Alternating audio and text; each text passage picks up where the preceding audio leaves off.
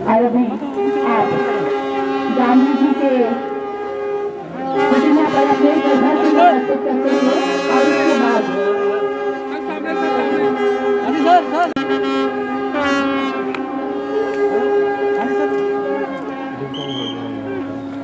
और अब हम हमारे सभी अतिथियों से मिलते हुए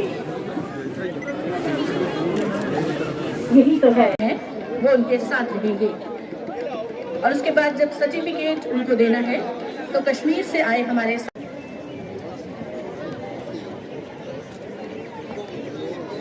लंबे समय तक यहाँ का युवा सरकारी नौकरी पर ही आश्रित हुआ करता था।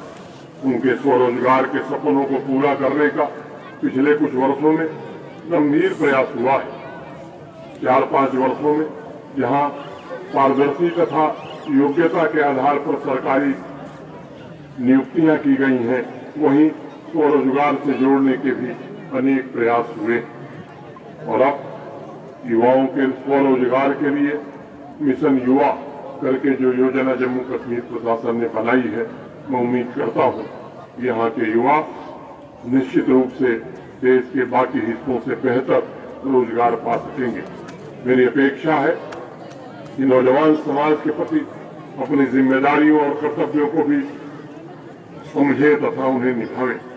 पूज्य गांधी जी ने एक बार कहा था, लोग स्वराज्य चाहते हैं, मैं भी स्वराज्य चाहता हूँ, लेकिन स्वराज्य मिलने का ढंग मेरा दूसरा है। पहले खुद काम करो, पीछे से सरकारी मदद लो।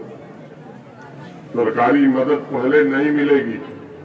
अगर इस भाव से हम आगे काम करेंगे, पहले खुद आगे बढ़ेंगे, तो प्रशासन और सरकार भी आपके पीछे आएगा। बड़े स्पष्ट शब्दों में बापू ने कहा था कि अधिकार प्राप्ति का उचित माध्यम कर्तव्यों का निर्वहन होता है। आज उनकी पुण्यतिथि पर हम सभी को उनके सिद्धांतों के पालन का संकल्प लेना चाहिए। जैसा वर्मा जी ने बताया, पिछले 4 वर्षों से ये प्रयत्न हो रहा है कि बापू की जब जन्म जयंती मनाई जाती है तो 5 सितंबर को डॉक्टर राधाकृष्णन जी का जन्मदिन होता है, जिसे जम्मू कश्मीर शिक्षक दिवस के रूप में देश की तरह मनाने लगा है। और उसके बाद से ही बापू जयंती के कार्यक्रम प्रारंभ हो जाते हैं। इस वर्ष भी वो कार्यक्रम उसी तरह भी मैं अपने मुख्य सचिव अटल डुल्लू जी से बात कर रहा था। मैंने कहा कि ये कार्यक्रम अनवरत उसी तरह से जैसे चल रहा था वैसे चलता रहेगा। इसी से जम्मू कश्मीर में शांति, सद्भाव और विकास स्थापित हो सकता है। मैं समझता हूँ तो 19वीं सदी का भारत हो, 20वीं सदी का भारत हो या 21वीं सदी का भारत, बापू तब भी महत्वपूर्ण थे, बापू आज भी महत्वपूर्ण हैं और बापू आगे भी सबसे महत्वपूर्ण रहेंगे। यही बात कहते हुए मैं एक बार पुनः पूज्य गांधी को श्रद्धांजलि अर्पित करते हुए उन्हें नमन करता हूं और पीढ़ी बच्चों के प्रति हृदय से आभार व्यक्त करता हूं। देर से आए हैं, तभी धैर्य के साथ और शांति के साथ बैठे हुए हैं। बहुत बहुत धन्यवाद, नमस्कार। लोकसभा और विधानसभाओं में महिलाओं के लिए 1/3 सीटें आरक्षित कर दी गई।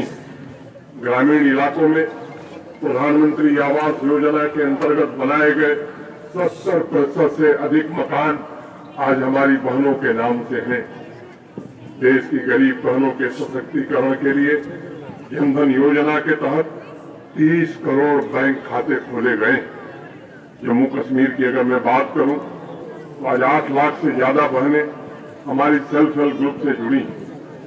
शिक्षा के क्षेत्र में भी हमारी बच्चियां नया कीर्तिमान स्थापित कर रही हैं और जिस विश्वविद्यालय के कन्वोकेशन में मैं जाता हूं, औसतन 70% से ज्यादा गोल्ड मेडल आज हमारी बच्चियां ले रही हैं। ये हम सबके लिए गर्व का विषय है।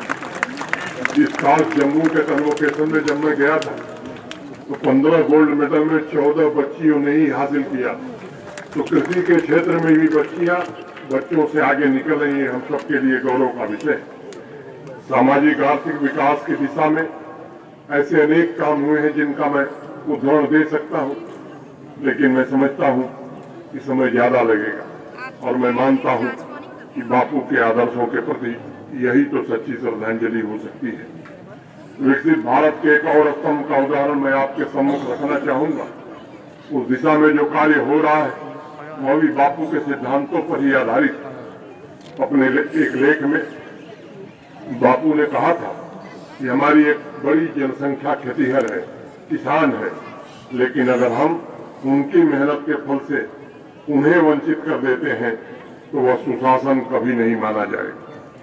स्वतंत्रता का उनका दृष्टिकोण अत्यंत व्यापक था और बापू चाहते थे कि समाज का हर एक वर्ग समृद्ध तथा शक्तिशाली। उन्होंने 1942 में इस बात को स्पष्ट रूप से कहा भी था और मैं हाईकोर्ट, स्वतंत्रता की मेरी संकल्पना कोई संकुचित संकल्पना नहीं है, बल्कि उसमें मनुष्य की अपने संपूर्ण ऐश्वर्य के साथ पूर्ण स्वतंत्रता भी समाविष्ट है। उन आदर्शों पर चलकर देश तथा जम्मू कश्मीर के खेती किसानी से जुड़े हमारे भाई बहन आगे बढ़ रहे हैं और मैं आज कह सकता हूँ कि एग्रीकल्चर सेक्टर में आमूल चूल बदलाव के प्रयत्न किए गए। होलिस्टिक एग्रीकल्चर डेवलपमेंट प्रोग्राम के रूप में एक ऐसी योजना जम्मू कश्मीर प्रशासन ने बनाई जो जम्मू कश्मीर के किसान भाइयों के लिए अस्थायी आजीविका सुनिश्चित करने का मार्ग प्रशस्त कर रही है। और सही मायने में जो 29 परियोजनाएं होलिस्टिक एग्रीकल्चर डेवलपमेंट प्लान में बनी हैं, लागू होने के बाद मैं पूरी तरह आश्वस्त हूं कि जम्मू कश्मीर की लगभग 70% आबादी जो खेती और उससे संबंधित एग्रीकल्चर और एलाइड सेक्टर से जुड़ी है, उनके जीवन में बड़ा बदलाव आएगा। जम्मू कश्मीर सही मायने में ब्लू रिवोल्यूशन, व्हाइट रिवोल्यूशन तथा येलो रिवोल्यूशन का साक्षी बन रहा है।